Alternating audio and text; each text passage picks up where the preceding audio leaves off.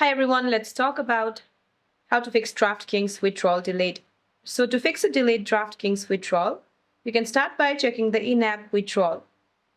Just head to your DraftKings app, then tap on your profile tab in the top right corner.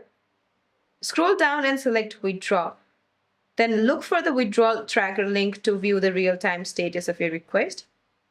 Now, alternatively, check your email inbox for a direct link sent by DraftKings when you initiated the payout. The next what you can do is complete an identity verification if your withdrawal status says pending, or review DraftKings is likely running required security checks.